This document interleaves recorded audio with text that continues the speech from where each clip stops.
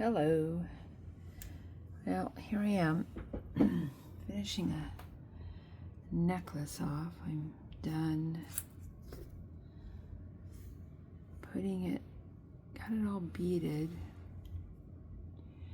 Now I'm just checking just one more time that I got my beads in the right spot. Kind of just pull the necklace together, lay it side by side. I'm seeing that it's looking pretty good. I did my measurement already to 24 inches. That's what I want the necklace at. So now I'm going to attach the clasp.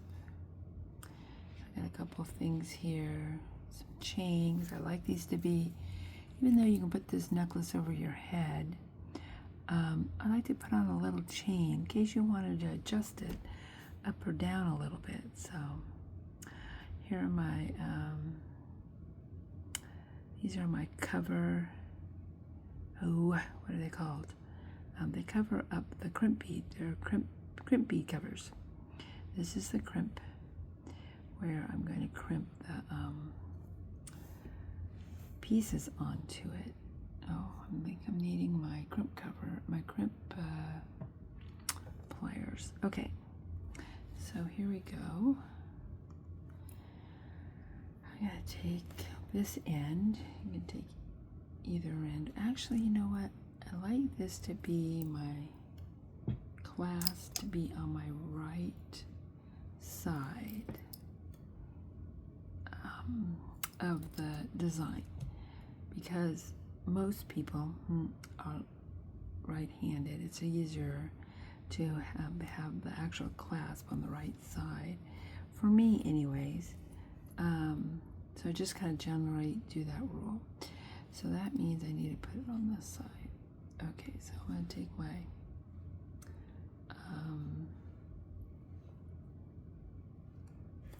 my bead stopper, that's what those are called, there. It keeps the beads from falling off the end while you're working on it, which I've had happen many times. You get your necklace all strung together and then all of a sudden you pick it up and all the beads fall off.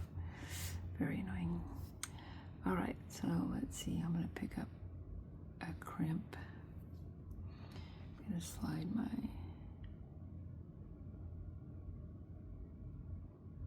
piece on there, my clasp, and I'm going to take the wire and push it back through the tube of the crimp tube. Okay, this takes getting used to, being able to work your fingers on these small little bits and pieces. So I'm going to go ahead. I got that threaded through, so I'm just going to slide that up.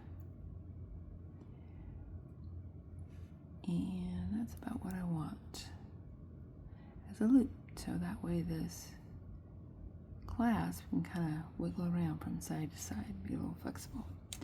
Now I'm going to take my pliers and I'm going to go ahead and crimp my crimp tube using these handy dandy pliers. Okay, I'm going to squeeze and then I'm going to fold it in half using the tool. I'm going to give it another squeeze.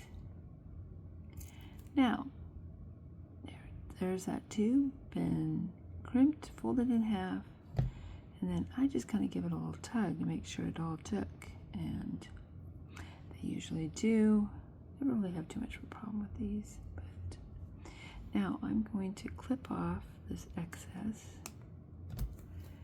There.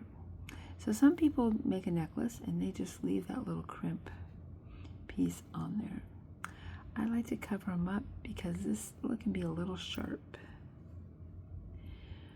Be a little sharp, and so I try to put on this little crimp bead cover, which is the hardest part of making these necklaces. Well, look at that. I'm just getting better at it. Look at that. I kind of got it slipped on there. I'm trying to flip it over so you can see it a little better. There we go. So that kind of fits in there. They remind me of little Pac-Man eating things. So now, I'm going to grab a different pair of pliers here. Now I'm going to squeeze this little cover together, covering up that crimp. So there we go. Squeeze. Leaves a little gap, so I gotta do another little squeeze, kind of get it looking good. And there we go. It looks good. So now I'm gonna go ahead, take my necklace and slide it down. And there you go. That finishes that end. So this end, so we can see here, is the end I'm going to put the chain on. So I'm going to cut myself a 2-inch piece of chain. So just measure 2 inches on there. I'm going to cut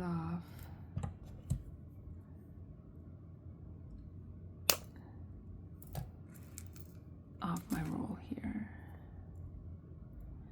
Now I'm going to take, let's see. So now I'm going to attach it to here. So when you're stringing these necklaces, make sure you leave a lot of extra wire, because if you make a mistake or something, you know, if I all of a sudden saw a bead that was out of place, I could restring it and still have an open end, so, or anything like that. So I do like to leave extra wire. Okay, so again, on this side, same thing. We're going to pick up a crimp tube. And then I'm going to put my chain on, and I'm going to come back through the tube like that, and then pull. And I'm just going to kind of keep pulling down.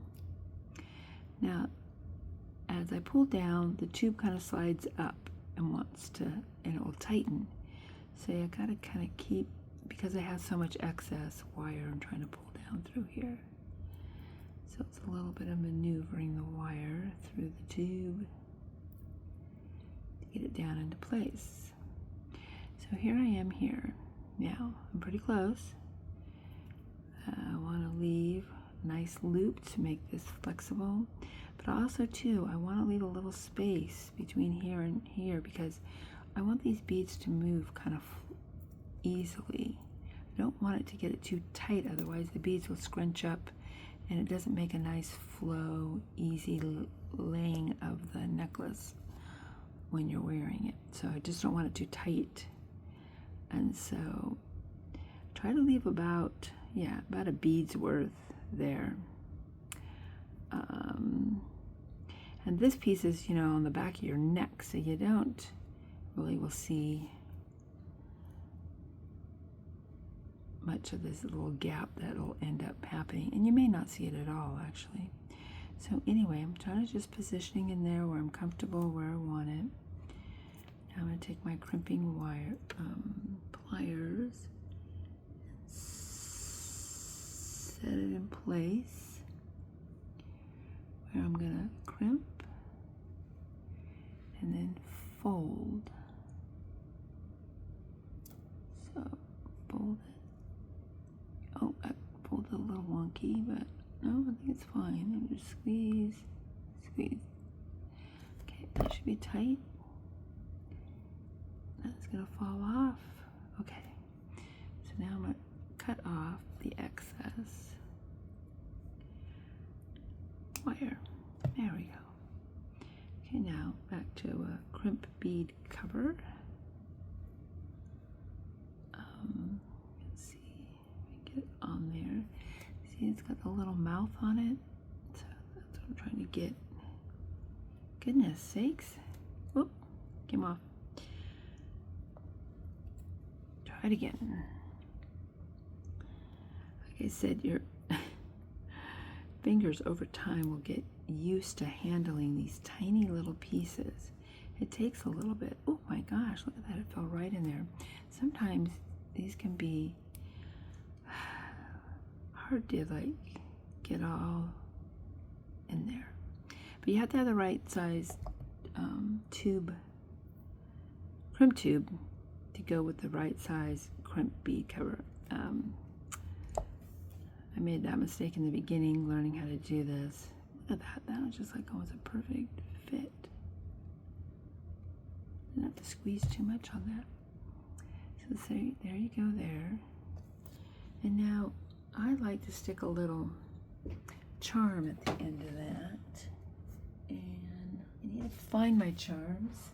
Let's see. Okay, here are my charms. So I have these little feathers that I use. I have those. And let's see, I have those, and then I need a tiny little jump ring that I use. They're tiny, tiny. So let's pick up one of these. And I'm going to open it up like that. Let's see, and I put it on the end of this chain. I don't know, it's just kind of cute and a little touch. I love these little feathers. They're just tiny little charms. As you will see. I'm going to try to get it on here.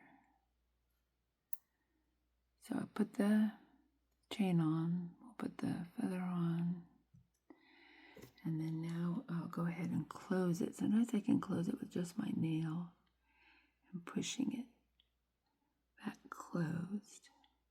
So these jump rings, I try to make sure it closes tight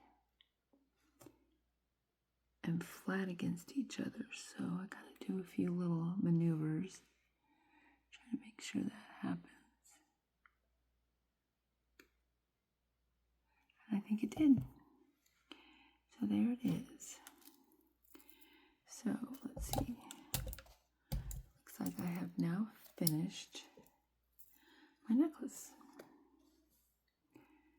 I love these colors, by the way. And this is a popular color. My last two shows, I kind of sell out of the necklace with these colors. So it's the green, and then I have a couple of different patterns that I use with this green, but beautiful. Makes me super happy. All right. Well, thanks for watching.